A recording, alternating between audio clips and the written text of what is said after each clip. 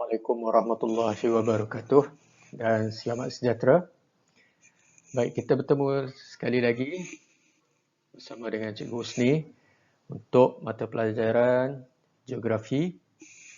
Pada kali ini, saya akan bincangkan topik yang berada di tingkatan 3, bab yang ketiga, iaitu pengaruh persekitaran fizikal terhadap kepelbagaian tumbuh-tumbuhan semula jadi dan hidupan liar. Subtopik yang akan saya sentuh dalam video kali ini adalah berkaitan dengan faktor-faktor yang mempengaruhi serta 3.2 faktor bentuk muka bumi dan saliran. Baik. 3.1 faktor-faktor persekitaran fizikal yang mempengaruhi kepelbagaian tumbuh-tumbuhan semula jadi dan hidupan liar. Okey, terdapat 4 faktor yang mempengaruhi kepelbagaian tersebut. Kita lihat, yang pertama adalah iklim. Okey, iklim ni merangkumi perkara-perkara seperti suhu, hujan, angin, tekanan udara dan kelembapan udara. Yang kedua adalah bentuk muka bumi. Kepelbagaian ciri serta ketinggian sesuatu permukaan daratan dari aras laut. Yang ketiga, saliran. Merujuk kepada ciri-ciri pola aliran sungai serta kuantiti air yang mengairi sesuatu kawasan bentuk muka bumi tersebut. Dan yang keempat adalah tanih. Tanih adalah merupakan lapisan paling atas di permukaan bumi. 3.2 faktor-faktor yang mempengaruhi kepelbagaian tumbuh-tumbuhan semula jadi dan hidupan liar. Faktor yang pertama yang akan kita bincangkan di sini adalah bentuk muka bumi. Bentuk muka bumi boleh dibahagikan kepada 3, iaitu tanah tinggi, tanah pamah dan juga pinggir laut. Kawasan-kawasan yang berbeza bentuk muka bumi ini diliputi oleh tumbuh-tumbuhan semula jadi dan hidupan liar yang berbeza. Ia bergantung kepada bentuk muka bumi di sesuatu kawasan tersebut. Baik, yang pertama, kita akan merujuk kepada kawasan tanah pamah. Ini merupakan contoh-contoh tanah pamah yang terdapat di serata dunia. Okey, sebagai contoh, hutan hujan tropika terdapat di kawasan Malaysia dan juga Amazon, Brazil. Contoh tumbuhan yang ada di hutan hujan tropika Malaysia seperti meranti, jelutung, cengal, merbau, seraya. Manakala contoh hidupan liar adalah seperti gajah, harimau, badak sumbu dan lain-lain. Manakala di hutan Amazon, contoh tumbuhan adalah seperti wimba, Brazilian mahogany, ficus, lampuna, malah getah.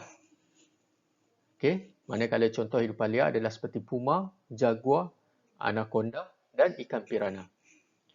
Begitu juga dengan beberapa kawasan lain yang terdapatnya tanah pamah seperti hutan monsun tropika dan juga hutan konifer. Lokasi-lokasi ini ada saya nyatakan di dalam video ini. Okey, jadi para pelajar boleh lihat dan baca. Ini merupakan contoh-contoh lain kawasan tanah pamah yang terdapat di dunia.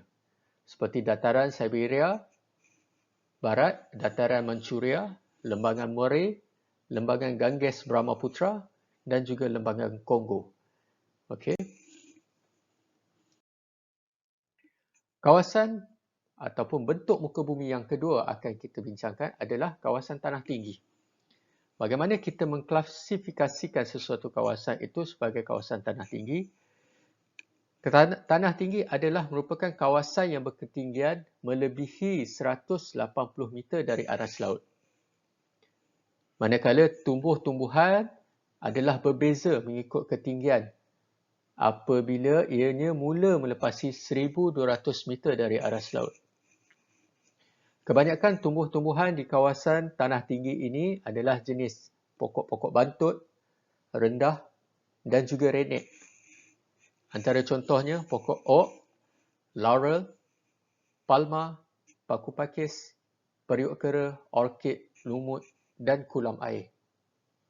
Manakala hidupan liar seperti kambing gurun, tupai, serigala, ilama, ini merupakan contoh-contoh hidupan liar yang boleh didapati di kawasan tanah tinggi. Ini saya sertakan beberapa rajah yang menunjukkan tumbuhan semula jadi dan juga hidupan liar di kawasan tanah tinggi. Kawasan ketiga yang dibincangkan di bawah topik bentuk muka bumi ini adalah kawasan pinggir laut. Kawasan-kawasan pinggir laut adalah seperti pulau, pantai berpasir, pantai berlumpur dan paya air masin. Manakala contoh-contoh tumbuhan semula jadi yang terdapat di kawasan pinggir laut ini adalah seperti pokok kelapa, pitanggul laut, cemerlang laut, mengkuang laut, pokok bakau dan pokok tapak kuda. Begitu juga dengan hidupan liar adalah seperti siput, ketam, ular, umang-umang. Boleh didapati di kawasan pinggir laut ini. Baik, di sini dalam slide yang ini saya ada sertakan lokasi hutan pantai di negara-negara terpilih. Contohnya di Malaysia, kita ada Pulau Rumbia, Pulau Tioman, Pulau Redang. Manakala Thailand, Pantai Praai, Koh Samui, Pulau Pipi. Okey. So dekat sini saya ada sertakan juga gambaran yang menunjukkan pulau kawasan pinggir laut. Okey, ini pokok tapak kuda dan ini merupakan umang-umang. Baik, seterusnya kita pergi kepada faktor yang kedua, iaitu faktor saliran. Sungai dan tasik mempengaruhi jenis dan taburan tumbuh-tumbuhan semula jadi dan hidupan liar.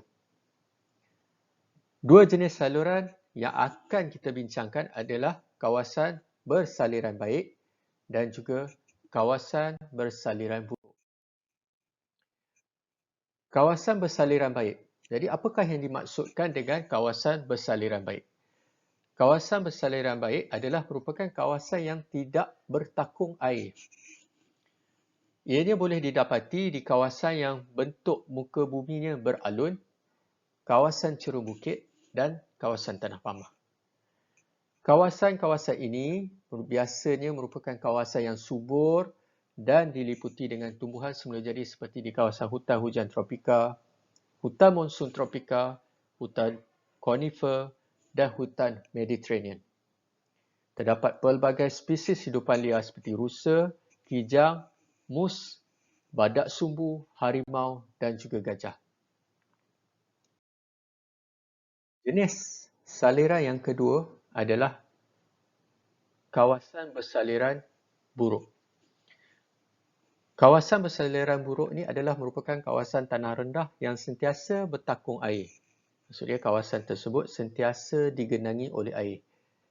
Ianya akan membentuk kawasan paya air tawar. Manakala jika kawasan tersebut berhampiran dengan pinggir laut, ianya akan membentuk kawasan paya air masin. Ini contohnya. Ini paya air masin dan ini adalah merupakan kawasan paya air tawar. Contoh-contoh tumbuhan adalah seperti pokok bakau, pokok nipah dan mengkuang.